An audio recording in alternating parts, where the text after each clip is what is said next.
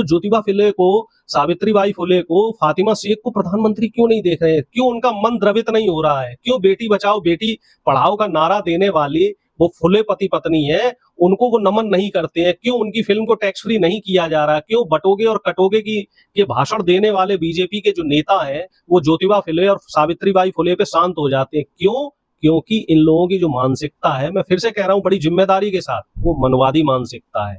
ये लोग मनुस्मृति को देश में लगाना चाहते हैं। जो इनका हिडन एजेंडा है वो यही है कि देश का जो बहुजन है, चाहे वो दलित हो, आदिवासी हो, पिछड़ा हो, अल्पसंख्यक हो, वो मुख्य धारा में ना आ पाए। और चूंकि सावित्रीबाई फुले, ज्योतिबा फुले और फातिमा शेख पे जो ये महत्वपूर्ण फिल्म बनी है, संजीदा फिल्म बनी है, ये उस काली जो करतूत है उसको उजागर कर रही है। सिर्फ इसी वजह से ये जो हमारे हुक्मरान है, चाहे मुख्यमंत्री हो, चाहे प्रधानमंत्री हो, चाहे आरएसएस के प्रमुख हो, संघ प्रमुख हो, इन सबके मुंह पे दही जमा हुआ है। और मैं आप बहुजनों से अपील करता हूं कि सब लोग जाओ और इस फिल्म को जाके देखो, क्योंकि जब तक ये फिल्म सुपरहिट नहीं होगी तब तक इस तरह की दूसरी फिल्में नहीं बनेंगी। और आप लोग थिएटर में नहीं जाओगे तो कहीं ना कहीं जो कलाकार हैं फिल्म के, जो फिल्म के निर्माता निर्देशक है, जिन्होंने फिल्म को बनाने में मेहनत लगाई है और पैसा खर्च किया है, तो उनका मनोबल गिरेगा। सब लोग फिल्म को देखो। जब तक ये फिल्म यूट्यूब पे या ओटीटी पे नहीं जाती तो सिनेमा हॉल में जाओ, 200-500 रुपए खर्च कर दो, क्योंकि ये सिर्फ फिल्म की बात नहीं है, ये आने वाली पीढ़ी की बात है और उनके संघर्ष की बात है। ये आप सब लोगों से मेरा हाथ जोड़ के निवेदन है कि इस फिल्म को हर बहुजन देखे। जय हिंद, जय भीम, सत श्री अकाल, आदाब। मेरा नाम है शादाब।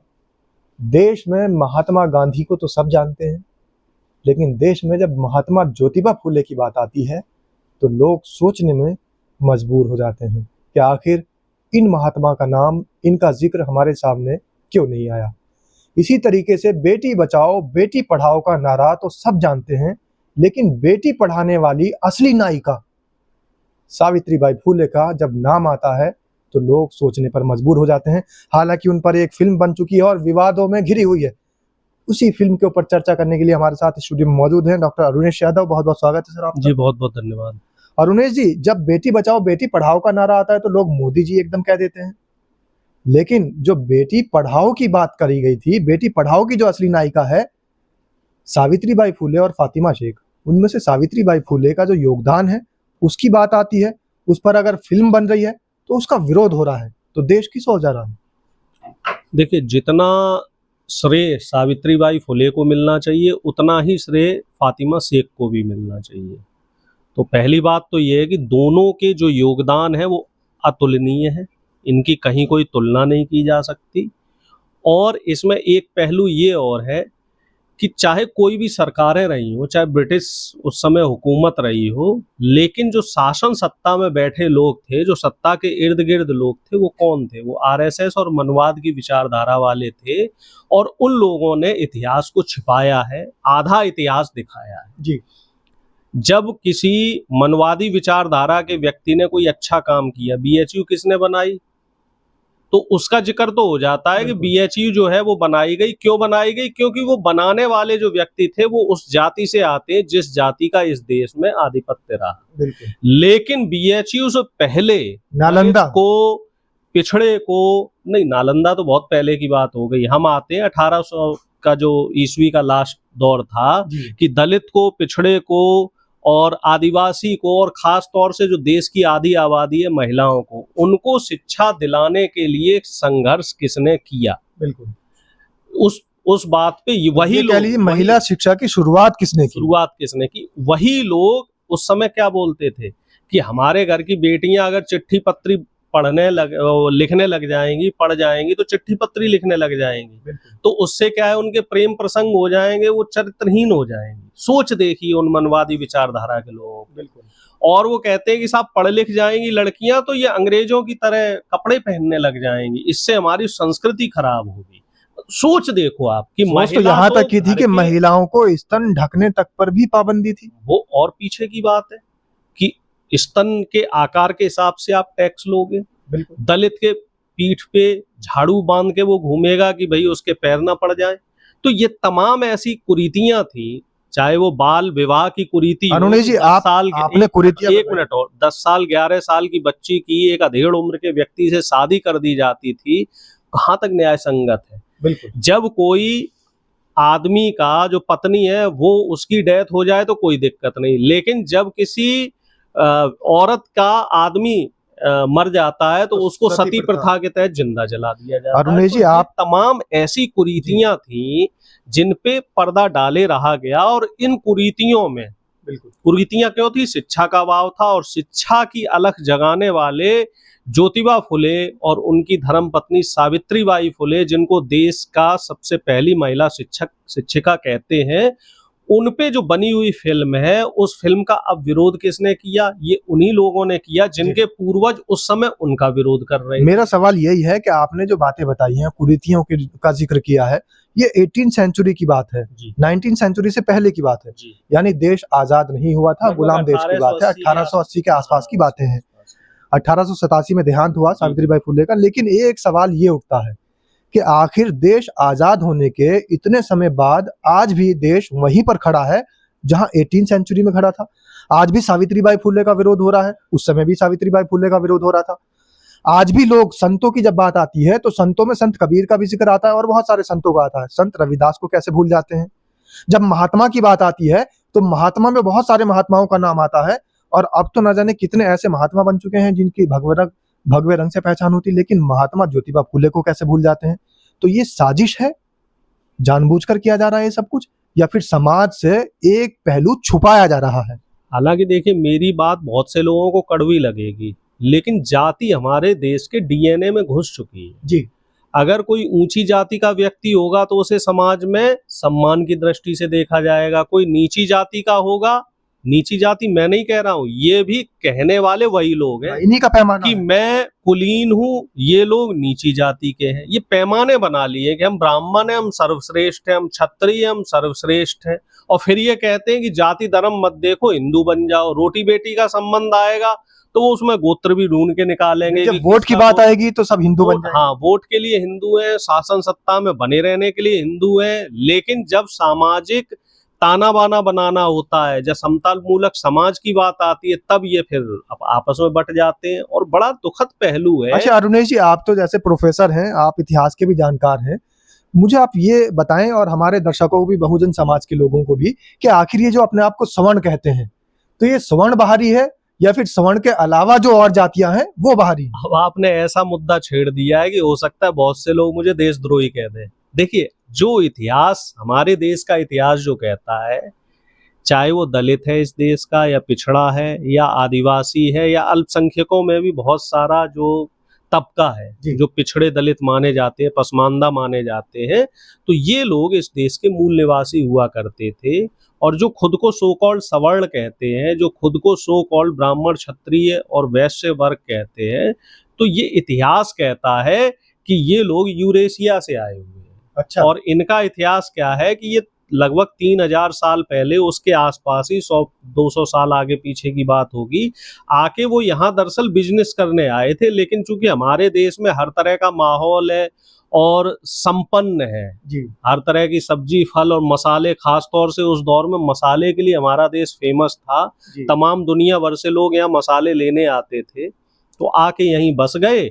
और हमारा जो मूल निवासी था वो भोला वाला था, सीधा साधा है, उसको बहला फुसला के उसकी जमीनें हथिया ली और उनको गुलाम बना लिया, चूंकि पढ़े लिखे नहीं थे हमारे। मतलब जो बाहरी हैं वो तो संप्रभुता जता रहे हैं अपनी। अब यही हुआ है, पहले उन्होंने राज किया, फिर उसके बाद जो मुगल्स आए उन्होंने राज किया, फिर उसके बाद ब्रिटिशर्स आए उन्होंने राज किया।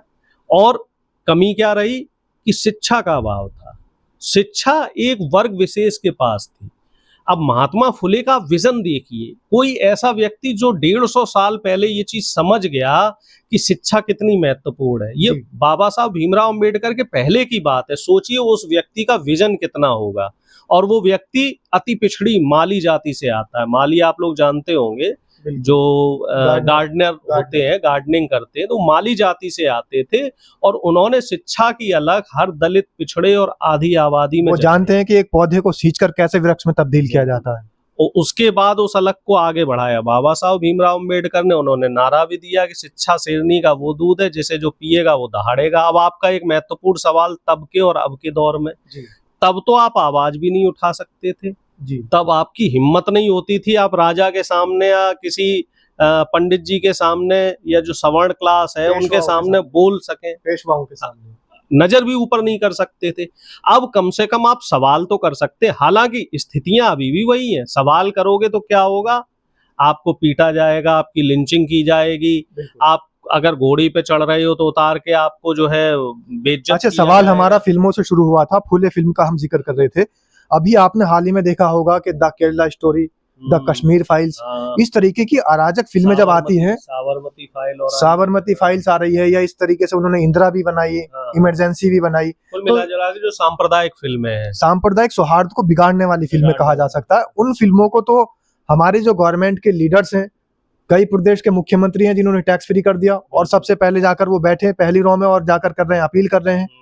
तो आज वो नेता, आज वो मुख्यमंत्री, जब देश की एक शिक्षक नायिका उसकी फिल्म आ रही है, तो अब क्यों नहीं टैक्स फ्री कर रहे हैं? अब इसमें देखिए दो बातें हैं। एक तो आपने प्रधानमंत्री का जिक्र नहीं किया, हो सकता है आपकी व्यावसायिक मजबूरी हो, आप नौकरी कर रहे हैं, आप जिस पेशे में हैं तो आपकी मजबूरियां हो सकती, लेकिन मुझे बोलना पड़ेगा कि जब प्रधानमंत्री कश्मीर फाइल्स और केरल स्टोरी जैसी फिल्मों को देखकर द्रवित हो जाते हैं और ये कहते हैं फिल्में समाज का आईना होती हैं, हमें फिल्में देखनी चाहिए, तो ज्योतिबा फुले को, सावित्रीबाई फुले को, फातिमा शेख को प्रधानमंत्री क्यों नहीं देख रहे हैं? क्यों उनका मन द्रवित नहीं हो रहा है? क्यों बेटी बचाओ बेटी पढ़ाओ का नारा देने वाली वो फुले पति पत्नी है, उनको वो नमन नहीं करते हैं? क्यों उनकी फिल्म को टैक्स फ्री नहीं किया जा रहा? क्यों बटोगे और कटोगे की के भाषण देने वाले बीजेपी के जो नेता हैं वो ज्योतिबा फुले और सावित्रीबाई फुले पे शांत हो जाते हैं? क्यों?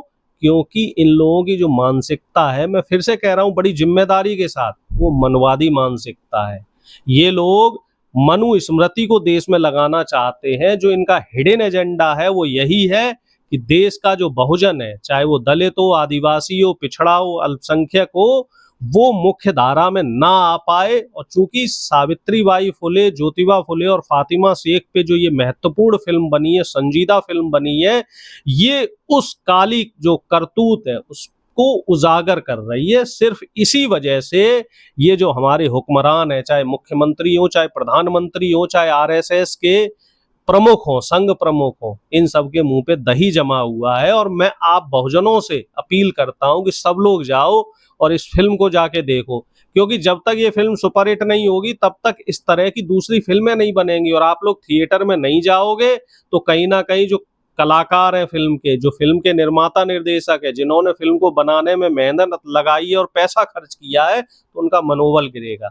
सब लोग फिल्म को देखो। जब तक ये फिल्म यूट्यूब पे या ओटीटी पे नहीं जाती तो सिनेमा हॉल में जाओ, 200-500 रुपए खर्च कर दो, क्योंकि ये सिर्फ फिल्म की बात नहीं है, ये आने वाली पीढ़ी की बात है और उनके संघर्ष की बात है। ये बताइए, जब केरल स्टोरी और कश्मीर फाइल जैसी फिल्मों जो सांप्रदायिकता फैला रही है, जो सामाजिक सौहार्द बिगाड़ रही है, जो नफरत फैला रही है, उनके निर्माता निर्देशक 50-50 करोड़ कमा के विदेशों में मौज करते हैं, तो ऐसी जो संजीदा और अर्थपूर्ण फिल्में हैं, इन फिल्मों के निर्माता निर्देशक की कम से कम कमाई तो निकालो भाई। तो आप सब लोगों से मेरा हाथ जोड़ के निवेदन है कि इस फिल्म को हर बहुजन देखे।